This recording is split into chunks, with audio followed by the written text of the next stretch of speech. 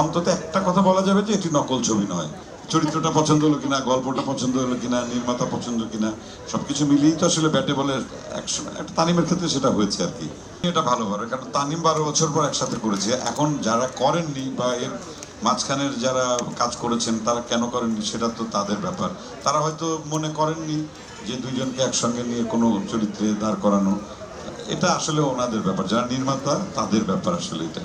হ্যাঁ, ওই যে বললাম টেলিভিশনে একসঙ্গে কাজ করেছিলাম, তারপর হ্যাঁ তারপর আর সিনেমাতে আসেনি কিংবা টুকটাক যতটুকু এসেছে শুধু অফার এলেই তো হয় না, বাদ বাকি তো ওর শিডিউল আমার শিডিউল, বাদ বাকি আরো টেকনিক্যাল কিছু বিষয় আছে, সেগুলো মিলেমিশে তারপর চরিত্রটা পছন্দ হলো কিনা, গল্পটা পছন্দ হলো কিনা, নির্মাতা পছন্দ কিনা, সবকিছু মিলিয়েই তো আসলে ব্যাটে বলে একটা তানিমের ক্ষেত্রে সেটা হয়েছে আর কি। তার ভবিষ্যতে আশা করি যে হবে।